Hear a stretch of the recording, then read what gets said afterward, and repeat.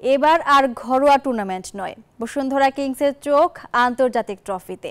এজন্য অস্কার ব্রুজনকে সরিয়ে AFC cup জেতা রোমানিয়ান কোচ ভ্যালারি তিতাকে নিয়োগ দিয়েছে দলটি। বসুন্ধরা কিংসের সভাপতি ইমরুল হাসান বলেন, ঘরোয়া ফুটবলের সাথে এএফসি চ্যালেঞ্জ লিগে ভালো করা এবার কিংসের মূল লক্ষ্য।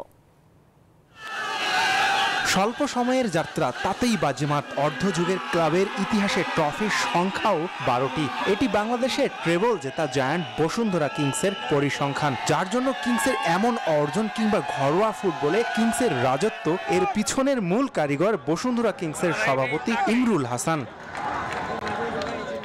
ঘরোয়া ফুটবলের কিংসের ঝুলিতে রয়েছে অসংখ্য সাফল্য। সবশেষ মৌসুমে একমাত্র অধরা ট্রেবল জেতার রেকর্ডটিও এখন নিজেদের দখলে নিয়েছে তারা। ঘরোয়া ফুটবলে এত সাফল্য থাকলেও মুদ্রার উল্টো পিঠ অর্থাৎ আন্তর্জাতিক অঙ্গনে রয়েছে না পাওয়ার আক্ষেপ, হতাশা এবং বেদনা। ঘরোয়া ফুটবল মৌসুম 2024 ও 25 এই মৌসুমে কিংসের চোখে আন্তর্জাতিক শিরোপার স্বপ্ন।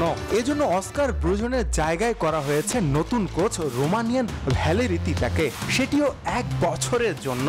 অস্কার আমাদেরকে লোকাল টুর্নামেন্টে অনেক সাফল্য এনে দিয়েছে, কিন্তু আমাদের প্রত্যাশা অনুযায়ী হয়নি। আসলে আন্তর্জাতিক লেভেলে আরো বেশি সাফল্য অর্জন করার জন্য আমরা কোচ পরিবর্তনের চিন্তা করি।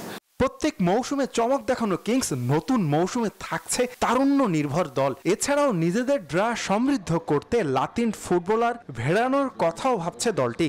আমরা এবার স্থানীয় খেলার বেশ কিছু পরিবর্তন করছি, বেশ কিছু খেলোয়াড়কে আমরা ছেড়ে দিচ্ছি, তার পরিবর্তে আমরা তরুণ কিছু প্লেয়ারকে দলভুক্ত করছি। কোচের সাথে পরামর্শ করে আমরা প্রি-সিজন কবে শুরু করা যায় সে ব্যাপারে সিদ্ধান্ত নিব। আগামী অক্টোবরে শুরু হবে এএফসি চ্যালেঞ্জ লিগ। নিজ মাঠ বসুন্ধরা কিংস অ্যারেনায় এই আসরের আয়োজক হবার চেষ্টাও চালাচ্ছে ক্লাবটি। আসমাউল মুত্তাকিন, নিউজ 24, ঢাকা।